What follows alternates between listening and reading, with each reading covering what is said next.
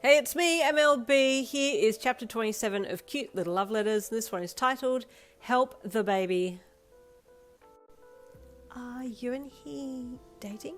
Momo asked hesitantly, not wanting to appear too nosy. Oh, not officially, you said in a small voice, looking down to your shoes. We, are talking and getting to know each other. Oh, that's so sweet, Momo gushed. He's a very bright and friendly guy. He'll look after you. I believe you, he said as he looked up at her and smiled. Hey, a hushed voice hissed from nearby, and you looked over to see who it was. There was Denki, waving like a madman from between the shelves since he'd just spotted you. Ah, there he is, Momo said in a hushed voice with a small chuckle. Excitedly, Denki made his way around the desk to come over to talk to you. Hey, fancy seeing you here, he said with lidded eyes and a suave smile. Just the way he was looking at you made your heart jump, and you gave him a shy smile and looked down. Hi, Denki, you said shyly. Momo and Kendo gave each other a look, and then Kendo spoke up. Hey, Yin, I'm going to check out some of the books over there, she said, just up and pointing anywhere. Oh, yes, and I think the books that I need are in that place as well, Momo added, slinking off with Kendo to leave you alone with Denki. You here to do a class assignment? Denki asked brightly. Maybe I can help. What do you want to research? Oh, I wanted to see if they had any books on fairies and just general knowledge about them, you said, looking up at him. Okay, let's go, he said, leading the way into the shelves. You followed, looking left and right at the books there. Denki had led you so confidently that you just assumed that he knew how to look for these things, but poor Denki was panicking internally. Oh, crap. How do I even find a book she wants? I don't know what to do. I'm way out of my depth here, he screamed internally, the terror on his face being hidden from you as you walked behind him. He stopped and turned towards some of the books in the shelf and pretended to search for something, sliding his finger down the spine of the books and humming to himself like he was reading what was written there. Oh man, he was yelling internally. I need help. Just then he looked through between the books and saw Sero on the other side.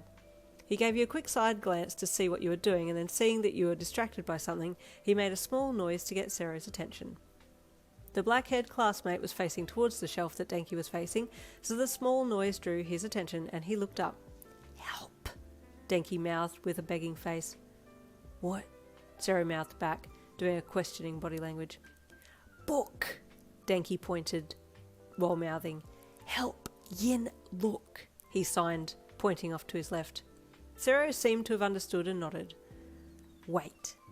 He did the stop sign and disappeared, and Denki sighed and looked back towards you again.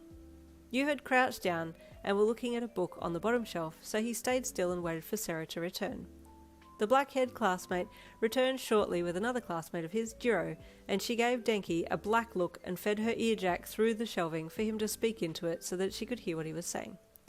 Hey, I need to find a book on fairies, history, or something like that, Denki whispered into the earjack. Jirou nodded and smacked her earjack into Denki's nose before removing it and relaying the information to Sero. He nodded, and they both signalled for Denki to wait, so he did, almost bursting at the seams with fear if you asked him why he was taking so long to find the book, but thankfully Sero returned quickly with a piece of paper that had Aisle 5, Row 3, The History and Lore of the Fae Folk. It read. Denki did a pleading thank you face and then cleared his throat. So, he said in a knowing voice, I've found the book. It's not in this aisle though. Come with me. You looked up at him and then stood up and nodded. Okay, he said as you fell in step behind him and followed him down a few aisles and then stopped in one of them. It's here somewhere, he muttered to himself. The history and lore of the Fae Folk, he muttered, but you heard him.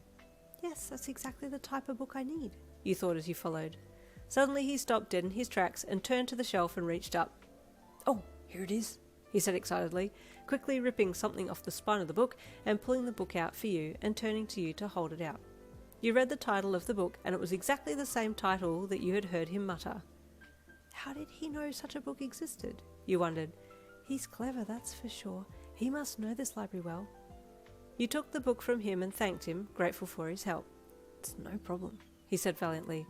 Mind if I come and sit with you to read it? I'd like to learn too, he said. Okay, you said with a smile, and then you headed out of the shelving over to the desks to sit down and read. While you were walking, Denki discreetly pulled a piece of Sero's quirk tape off his leg, where the classmate had been hiding on the other side of the shelf, and shot his tape through to stop Denki from walking past the book. He had also put a bit of tape on the spine of the book prior to Denki and yourself getting there, and then had also used more tape to grip Denki's arm and move it up to the book in question.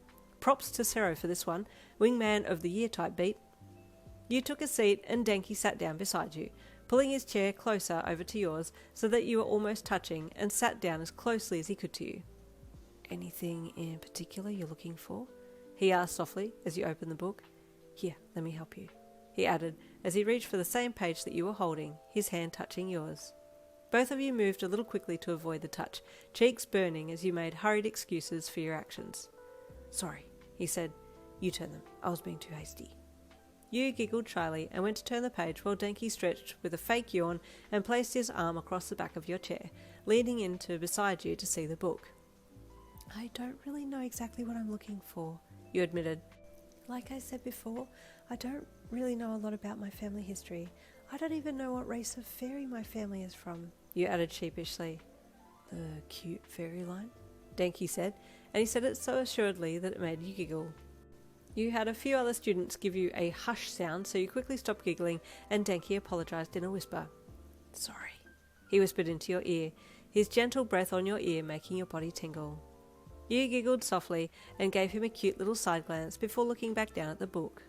Denki remained looking at your side profile, just taking you in and studying your features, his keen yellow eyes drinking you in.